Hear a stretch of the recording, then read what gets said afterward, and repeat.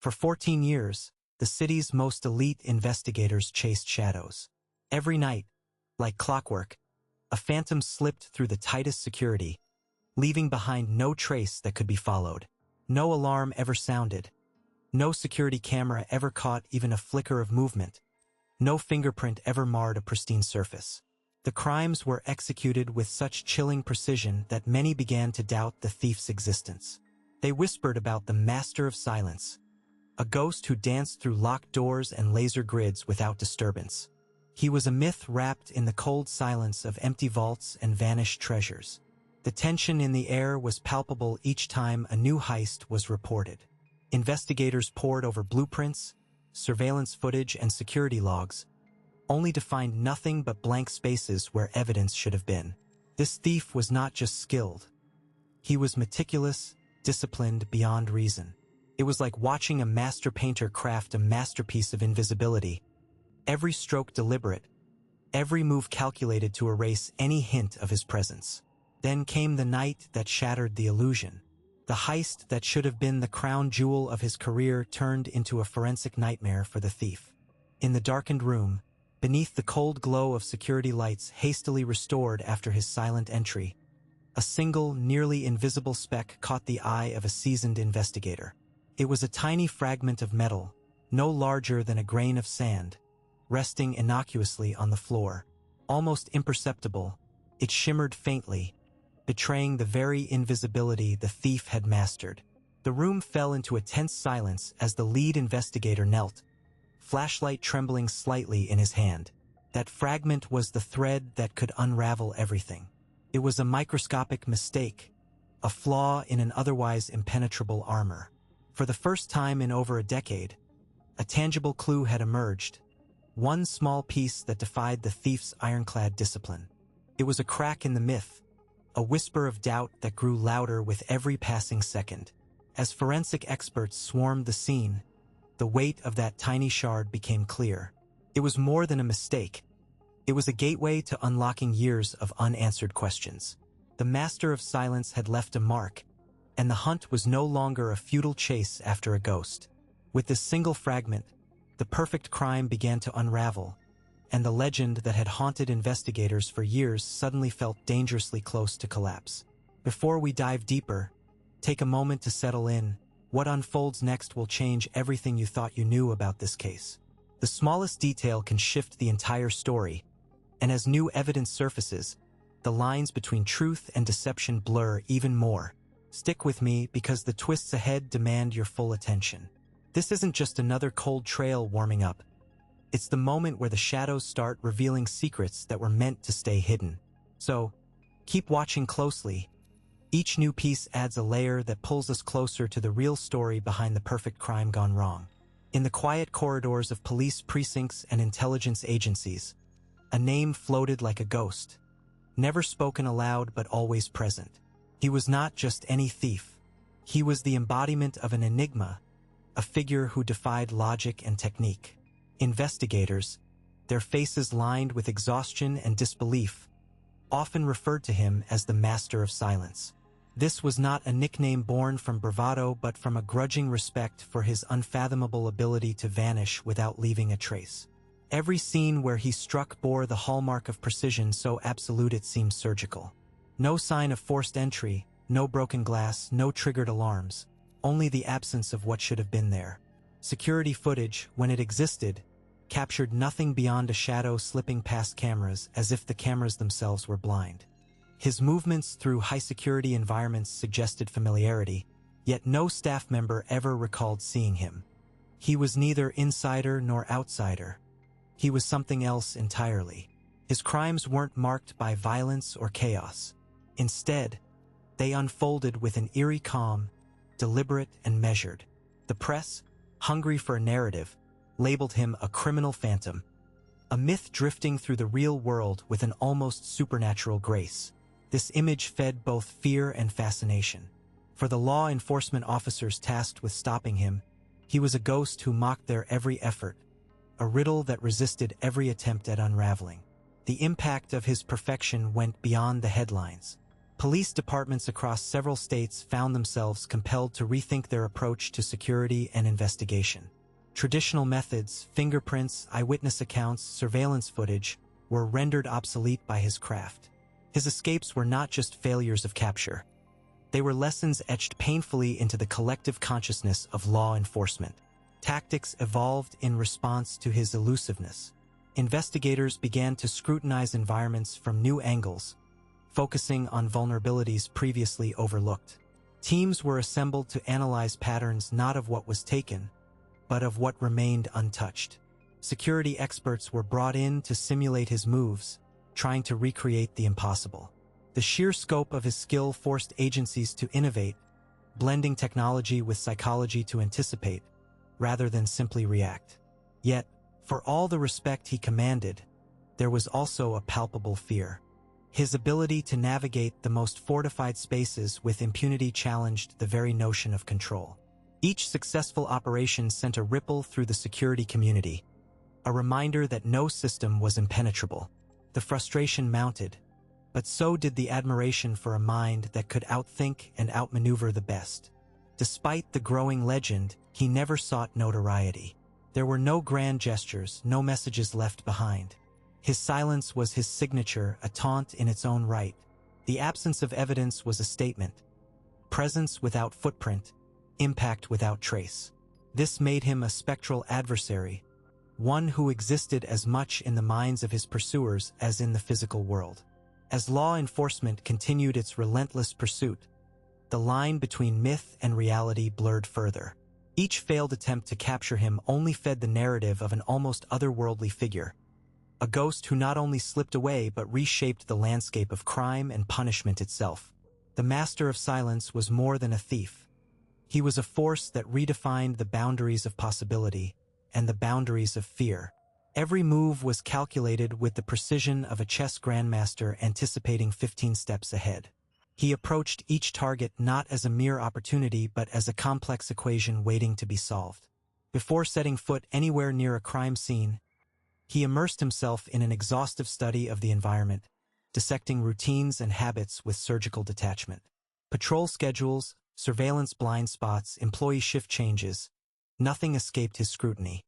This was not reckless break-in. It was a choreographed operation where every second counted and every detail mattered. He never followed a predictable path. Routes were reimagined constantly, sometimes even changed mid-execution to adapt to unforeseen variables. Security cameras were not just obstacles but elements to be manipulated, their fields of vision analyzed and exploited like pieces on a board. He replaced security patterns with ghostly imprints, leaving behind no trace that could link back to him. Alarms were bypassed with such subtlety that, when triggered, they seemed like random glitches rather than intentional breaches.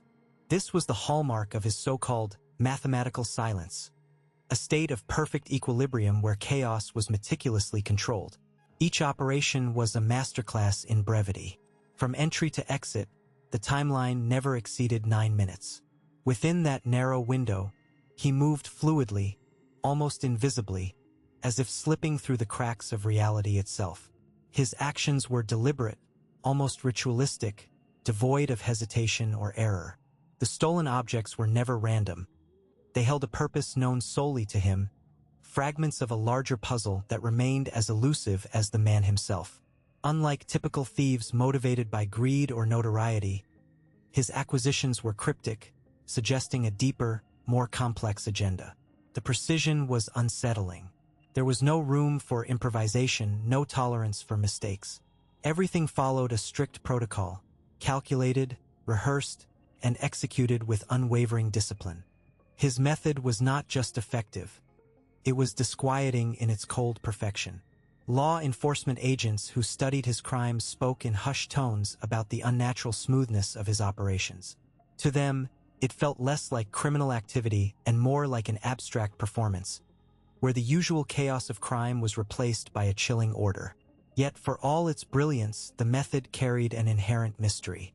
No one could decipher the logic behind his choices, why certain objects, why certain targets, and why no two actions ever mirrored each other. The absence of patterns was itself the pattern, a paradox that confounded even the most seasoned detectives.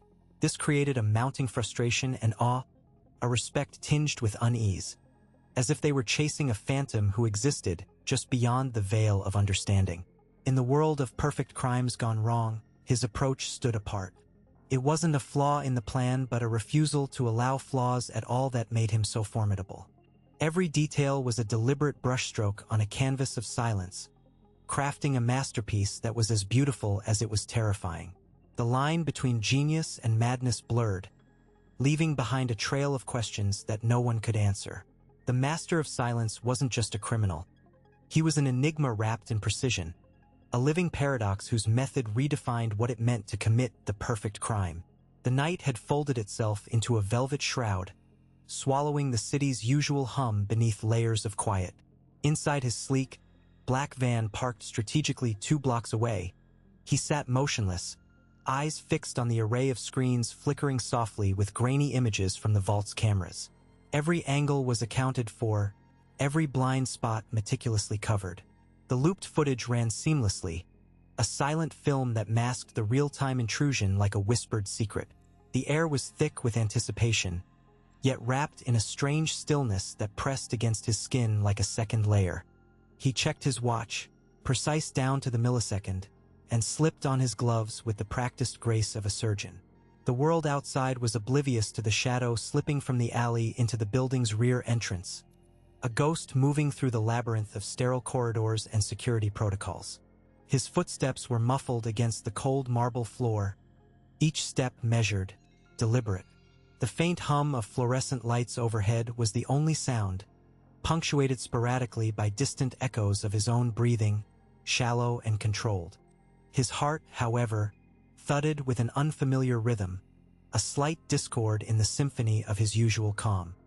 He paused for a moment, the cold metal of his tools warm in his palm, a subtle tremor running beneath his skin. The world seemed sharper, edges more defined, as if he was seeing everything anew. Every shadow, every flicker of light, every detail that would normally slip past unnoticed. The silence around him felt heavier, almost expectant, as if it held its breath alongside him.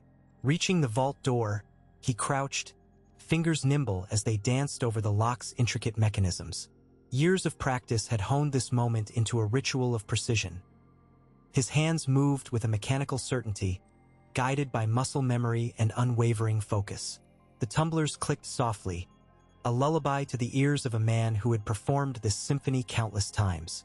Time stretched and compressed in the dim room, seconds feeling both infinite and fleeting as the lock surrendered to his expertise. With a smooth, almost reverent motion, he slid the door open wide enough to slip inside, the cool air of the vault washing over him like a silent promise. Rows of safety deposit boxes gleamed under the sterile lighting, each one a potential treasure chest waiting to be claimed. He retrieved the small electronic device from his belt, its screen pulsing faintly, a digital key to secrets hidden behind layers of code and encryption. The device hummed quietly as it interfaced with the vault's internal system, bypassing firewalls and security protocols with surgical efficiency. Outside, the cameras continued their endless loop, unblinking eyes deceived by the perfect mimicry of footage. Motion detectors lay inert, disarmed by his earlier handiwork. Every system was neutralized, every alarm silenced before it could even think to scream. He moved with an eerie grace, a phantom threading through the fortress of finance, his presence undetectable, unseen. Despite the flawless execution, a subtle tension gripped him, a quiet unease nestled deep beneath his skin. His breath caught briefly, a flicker of doubt shadowing his usually impenetrable focus. The room seemed to hold an unfamiliar weight, pressing down with an invisible force. His fingers hesitated over the final lock to the most valuable compartment, a pause so slight it could be mistaken for a blink. Yet in that infinitesimal moment, something inside him shifted. The cold, precise operator was still there, but beneath the surface, a sliver of hesitation gnawed quietly, a whisper of uncertainty threading through the silence. He shook it off, forcing his gaze back to the task at hand. Perfection was within reach, and every instinct screamed to seize it. Yet, despite the flawless choreography unfolding around him, the night felt different. Alive with a tension that refused to be ignored. The master of silence, who had once been the embodiment of calm and control, found himself wrestling with a new, unfamiliar adversary, the fragile tremor of his own doubt. The vault's cold, unyielding silence had been broken only by the faint clink of tools and the measured breaths of the forensic team. Amid the scattered fragments left behind, a tiny universe of dust, fibers, and metallic shavings. One technician crouched near the far corner, his eyes narrowing as something caught the edge of his vision. At first glance, it was barely noticeable. A sliver of metal, smaller than a grain of rice, half hidden beneath a faint layer of dust. To anyone else, it might have seemed inconsequential, a random scrap lost in the chaos. But something about its unnatural gleam drew him closer. He lifted the fragment carefully with the tip of a fine brush, setting it gently on a sterile slide. The object weighed practically nothing, its shape irregular yet precise in ways that contradicted its size. Under the low hum of the magnifier, the technician adjusted the focus, watching the metal surface transform from a dull, inert shard into a landscape etched with delicate ridges and grooves. These weren't accidental scratches. They were the result of a deliberate process, machining marks made by a tool designed for exacting work. The technician's breath caught as he compared the patterns against the digital catalog of known tool signatures. The match was unmistakable. Only one kind of instrument in the entire state produced these marks, a specialized milling cutter used exclusively in a single registered workshop, one with a reputation for precision components in aerospace and defense sectors. This workshop belonged to one individual, a craftsman whose name rarely surfaced outside closed circles. Word moved quickly through the team, but the tone remained hushed, measured. This wasn't an explosive revelation shouted from the rooftops. It was a subtle pivot, a quiet ripple that rearranged the entire investigation. The fragment's size belied its significance. Here lay the tangible link, a microscopic thread tying the perfect crime back to a real, traceable origin. The implications unfolded slowly in the minds of those present. The master of silence, once shrouded in near-mythical infallibility, now faced the cold reality that even the smallest oversight could unravel years of careful planning. The fragment's presence suggested proximity. Someone had been here, close enough to drop this almost invisible clue. The workshop's unique profile narrowed the suspect pool immediately, turning abstract suspicion into focused inquiry. As the forensic tech documented the find, he was aware of how deceptively fragile this moment was. A single fragment, no larger than a sliver of a fingernail, carried more weight than any witness testimony or circumstantial evidence uncovered so far. It was a crack in the armor of silence, a whisper in the void that demanded attention. The room seemed to hold its breath. This was no longer just a case of missing pieces. It was the first tangible lead that reframed everything. The narrative shifted imperceptibly but irrevocably, from a story of flawless execution to one marked by human error, however minuscule. Outside, the night remained indifferent. Inside the vault, the tiniest mistake illuminated the path ahead, guiding the investigation toward a truth that had long eluded grasp. The master of silence's quiet confidence gave way to a new, unfamiliar tension, not of doubt alone, but of reckoning. The fragment, a sliver of metallic residue no larger than a grain of sand, was the catalyst. At first, it seemed insignificant, a microscopic anomaly amid the chaos of the crime scene. But forensic analysts, using enhanced microscopy, revealed its unique composition, a rare alloy used exclusively in certain high-precision instruments. This discovery was like a beacon in the dark, illuminating a trail that had been obscured for years. Investigators revisited every unsolved break-in from the past 14 years, cross-referencing details that had once been dismissed as unrelated. Patterns emerged with startling clarity. The alloy found on the vault door matched residues at multiple crime scenes, scattered across different cities, spanning over a decade. The thief's movements traced a deliberate path, targeting specific museums and private collectors whose collections housed rare instruments requiring delicate repairs. Mapping the incidents chronologically, The team used digital overlays to visualize the thief's routes. They noticed that each heist coincided with the arrival of new exhibits or maintenance schedules for these institutions. The timing was no accident. The intruder exploited moments when security was predictably lax, often during routine servicing or after-hours inspections. The precision of the crimes reflected intimate knowledge of the instruments themselves, their vulnerabilities, and the security systems guarding them. This revelation shifted the investigation's focus from a faceless criminal to someone with specialized expertise, a technician intimately familiar with the inner workings of these precious devices. A quiet figure emerged from the shadows, a man who had long flown under the radar, known only as a meticulous repair specialist employed by several museums and private collectors. His access was unquestioned, his presence unremarkable, but his skills made him uniquely capable of bypassing sophisticated security measures without raising alarms. Detectives pieced together his work history, scrutinizing timesheets, job logs, and travel records. They found subtle overlaps between his assignments and the crime's locations and dates. The long chain of perfect crimes was no longer a series of random, opportunistic hits but a calculated sequence of personal decisions, driven by knowledge, opportunity, and perhaps something deeper: greed, obsession, or a compulsion to possess what was out of reach. Visualizing the data on large screens, the team connected dots that had long been overlooked. Fingerprints faintly imprinted on tool handles, surveillance footage showing a shadowy figure lingering near service entrances, minute traces of the same rare alloy on clothing fibers found in his workshop. Each piece, when isolated, seemed trivial. Together, they formed an unassailable mosaic of guilt. The microscopic detail reframed the entire narrative. What had once been seen as infallible execution now appeared as a web woven by human hands, fallible and exposed. The technician's mastery of precision instruments had been his shield and his undoing.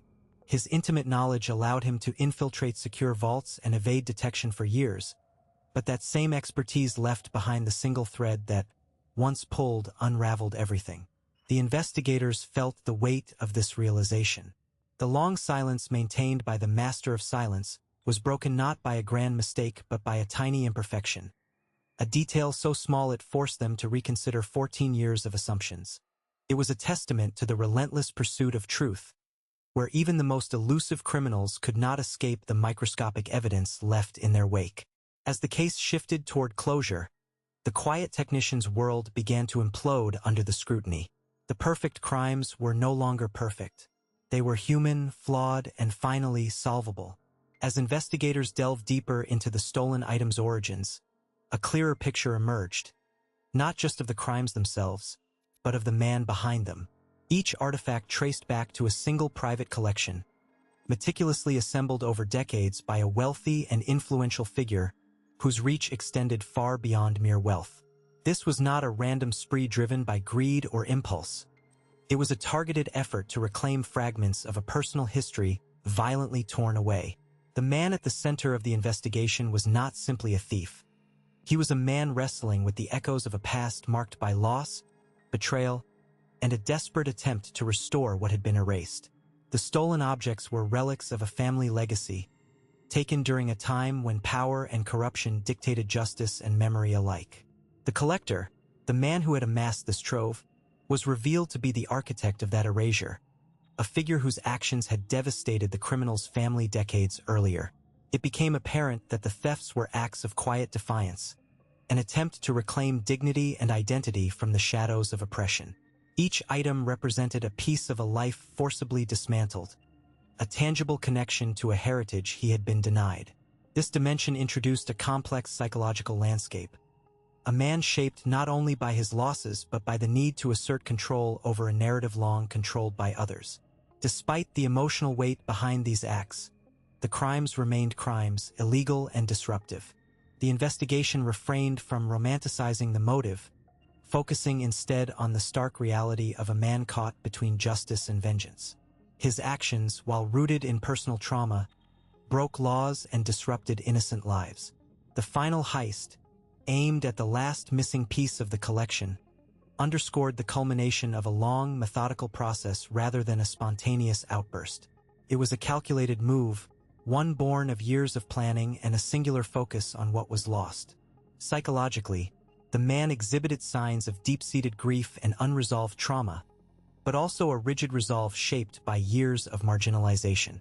His criminal acts were less about material gain and more about reclaiming a sense of agency in a world that had stripped him of it. The thefts became symbolic gestures, attempts to rewrite a history that had been overwritten by corruption and power. This psychological complexity complicated the investigation, challenging investigators to understand the motives without excusing the methods. The tension between empathy and accountability framed much of the investigative narrative.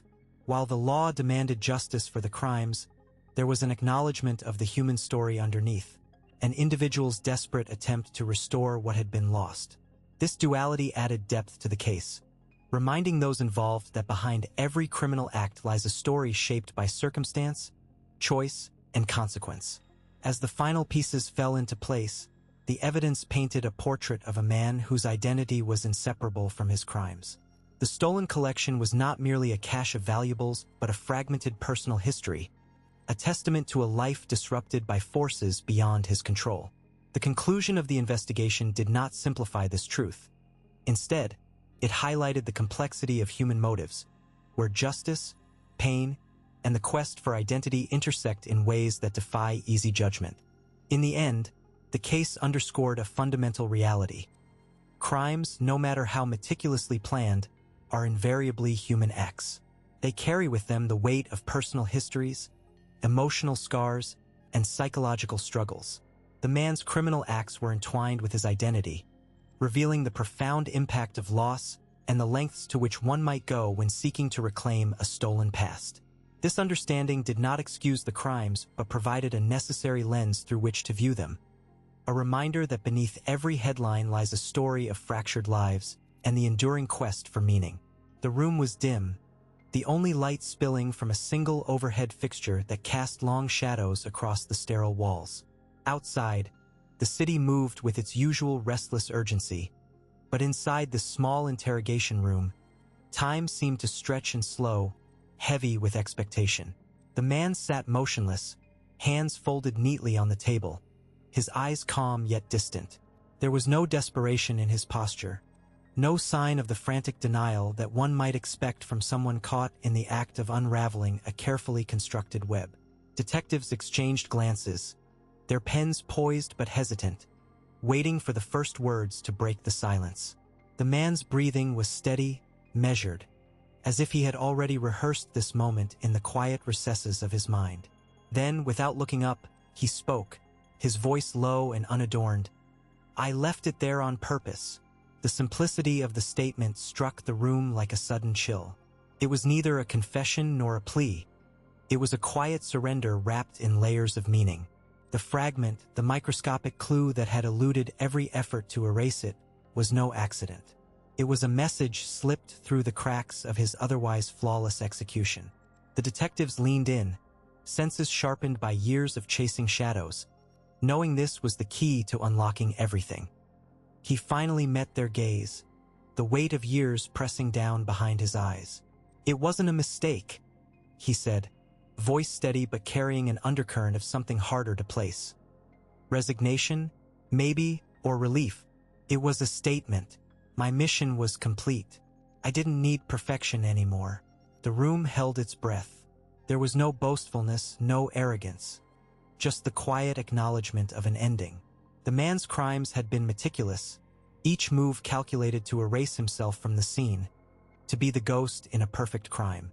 But now, in this moment, the ghost spoke, and what he said was not a justification but a subtle admission of vulnerability. Detective Harper studied him, noting the absence of fear or bravado. The man's voice, so calm and deliberate, revealed a depth of weariness that no words could fully capture.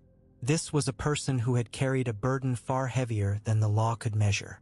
Each crime was an echo of a fractured past, each calculated step a fragile attempt to reclaim something lost. And now, having crossed the final threshold, he was ready to lay it down. There was no grand confession or dramatic outburst, only the stark clarity of a man who had reached the end of his own maze. The fragment wasn't just a clue. It was a deliberate farewell, a relinquishment of control. In that quiet moment, the room felt less like a cage and more like a space where truth could finally breathe. The detectives exchanged a look of cautious understanding. They had chased shadows and pieced together fragments for months, but this moment, the ghost's admission, was the closest they would come to truly knowing him. The man remained still, as if the act of speaking those few words had lifted a weight from his shoulders. Outside, the city's noise seeped in faintly, but inside, time held still. The ghost had spoken, not to justify himself, but to mark the end of a chapter written in silence and shadows. The investigation had reached its turning point, not with a shout, but with a whisper that carried the full weight of a broken, complex truth. The fragment, once dismissed as an inconsequential slip, became the linchpin of a legend's undoing. Prosecutors wielded it like a scalpel, dissecting years of carefully constructed narratives and alibis.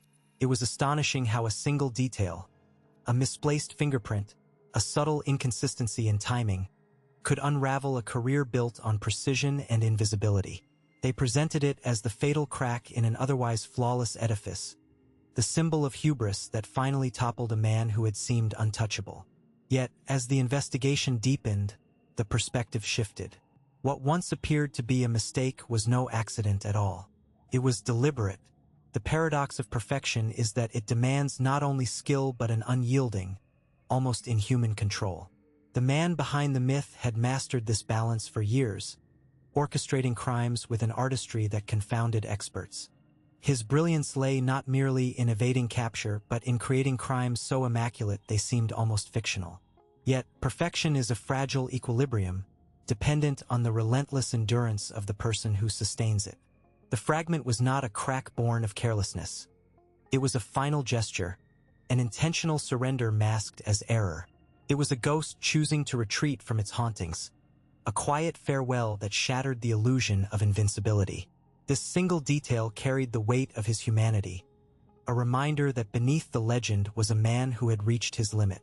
The endless tension, the ceaseless demands of maintaining a perfect facade, had worn him down. The fragment was less a flaw and more a signal, a deliberate exposure of vulnerability that prosecutors mistook for a blunder. It revealed the paradox at the heart of his existence.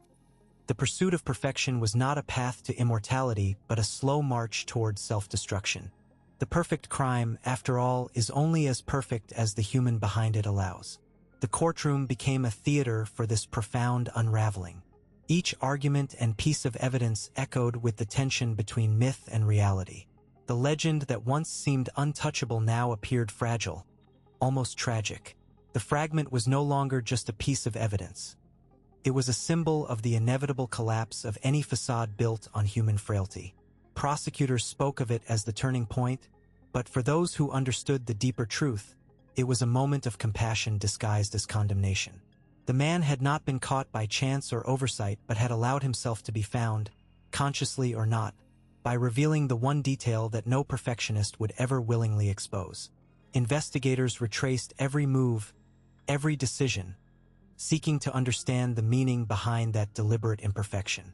The fragment was a message, a silent confession, a ghost's final act of agency. It transformed the narrative from one of a flawless criminal mastermind to a complex portrait of a man who chose to end his own haunting. The story shifted from triumph to tragedy, from judgment to reflection.